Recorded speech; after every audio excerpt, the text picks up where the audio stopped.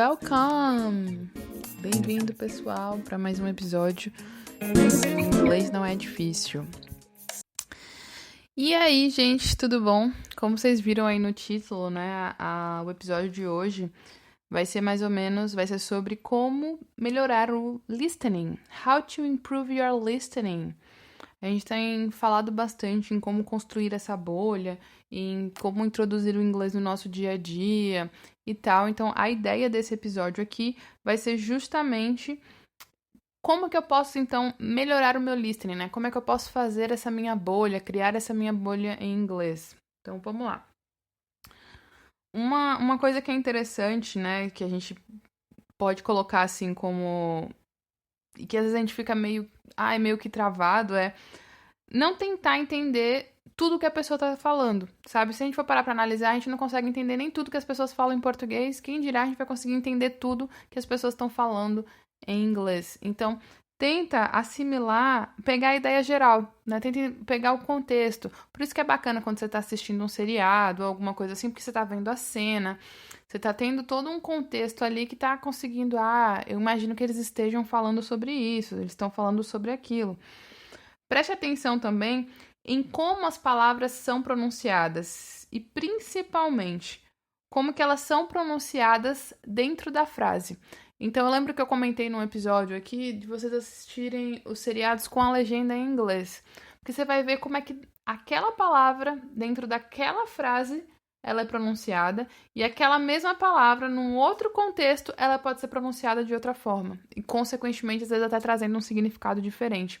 Então, preste atenção na forma quando você está ouvindo, como aquela palavra é escrita, e dentro daquele contexto, dentro daquela frase, como é que ela é pronunciada. Porque nem sempre a mesma palavra tem o mesmo significado, mas a depender do texto, da forma que aquela frase está sendo falada, aquela palavra vai ter uma pronúncia diferente.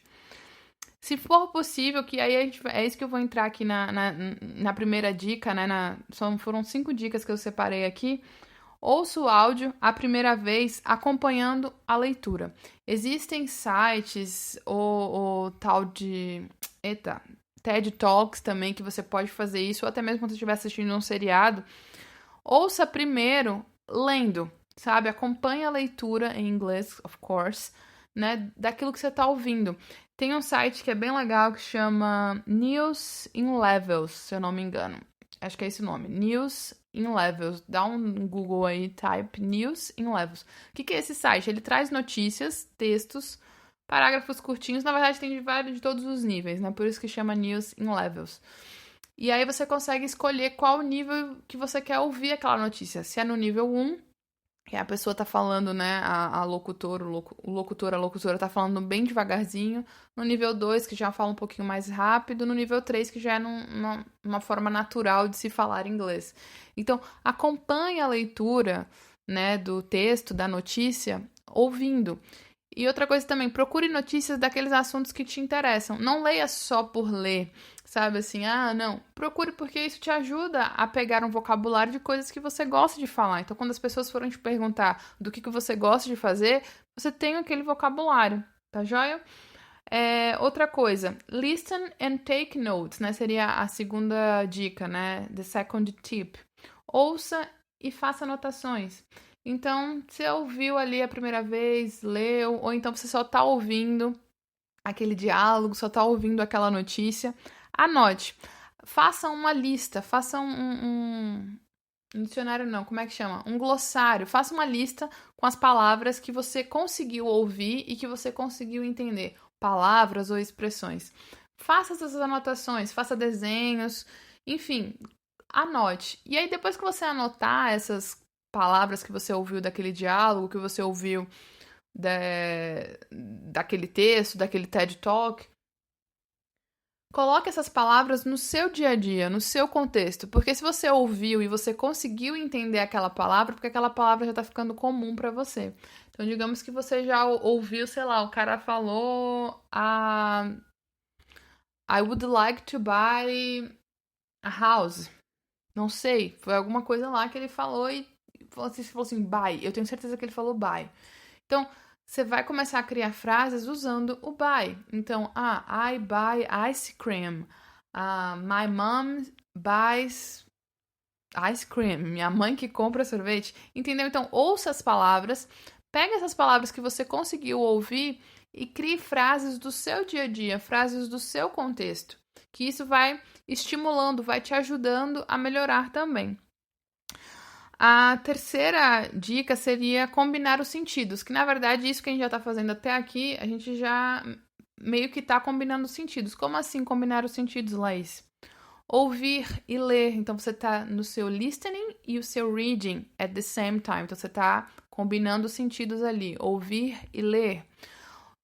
Listen and writing, ouvir e escrever. Então você está fazendo as anotações, você está ouvindo e anotando o que está sendo falado, né? O que você está entendendo ali, você está anotando.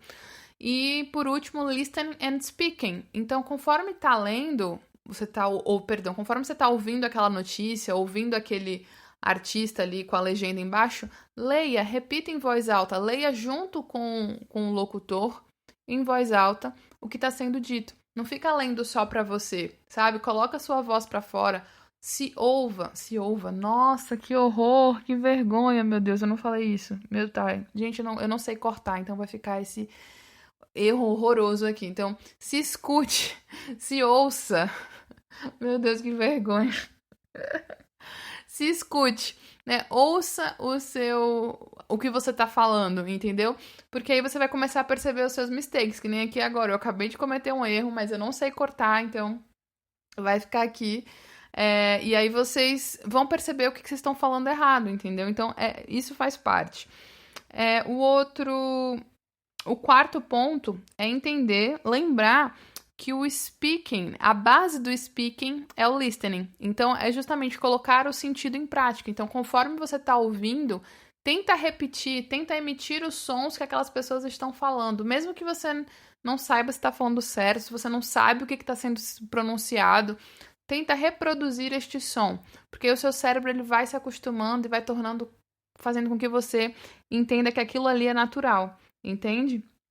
E por último, que eu acho que é uma das coisas mais importantes dessas análises, escolha no que focar. Como assim, Laís? Escolha no que focar.